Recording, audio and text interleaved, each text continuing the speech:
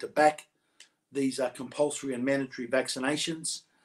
They threw away the tenet of the sanctity of the doctor-patient relationship. And I thought that I had to do something a little bit more than run as an independent. And many very good people, such as Rod, came to me and said, look, why don't you come and join our party? But the reality is, to compete at this next federal election, you need massive resources. That's just, the major parties have got the game sort of stitched up, where they give themselves somewhere in excess of $100 million of taxpayers' money to finance their campaigns. Right? It's where the minor parties don't get a brass razoo from the federal government. $100 million head start, plus they get all the corporate donations. They get people paying $20,000 for a chicken dinner just to go and get access to the minister so they can have some influence over him. But so this is why it's always been so difficult for the minor parties to ever break through at a major election campaign. Well, this election is going to be different. We've got at the moment 85,000 members strong in the United Australia Party. That's growing every single day.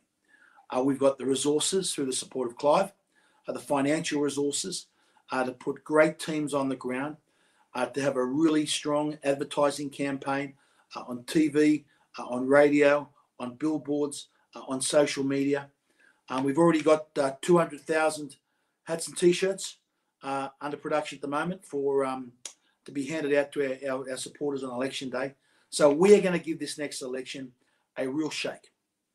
And we need to do so, Monica, because the reality is our political system is broken. It's not so much our Westminster democracy that's broken. It's the Labor and Liberal Party. The internal systems are broken. They've become so factionalised that they are controlled by factional bosses that basically tell individual members of parliament what to do.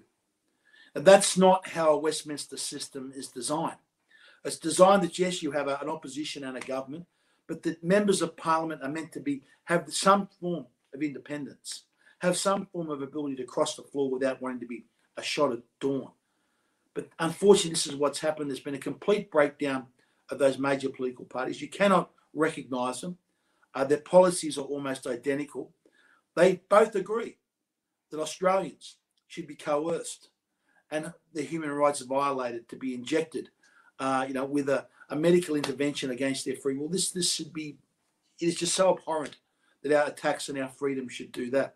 And that they've reversed the concept that we're free people.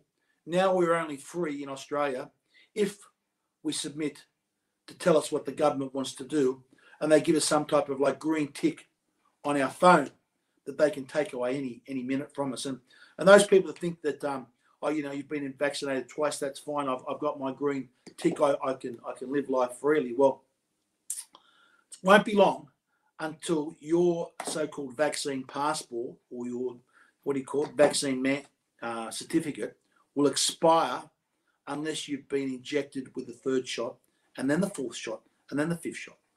We heard Greg Hunt in Parliament the other week say that he's ordered 150 million doses of booster shots. Now, that's 25 million. That's 6 booster shots for every man, woman, and child. So there will be a compulsory injection next year. There'll be 2, one later next year, one early next year, and into 2023. They'll continue to mandate these medical interventions almost indefinitely, and unless you submit to them, all your freedoms as an Australian, and even your freedom to work in your career of choice, will be taken away. That's why at this next election it's so important that we've got to break this duopoly. We've got to work together as the minor parties. We've got to make sure that people understand how the preference system works so that we don't lose votes or votes aren't wasted.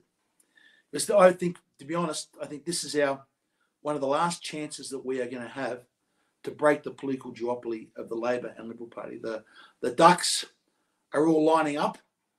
We've just got to make sure we keep focused on what we're doing, that we're not criticising and attacking and fighting amongst each other, to the advantage of the Labor and Liberal duopoly. And that's what I'm concentrating on every single hour of every single day up until the next election. You know how you talked about the factionalized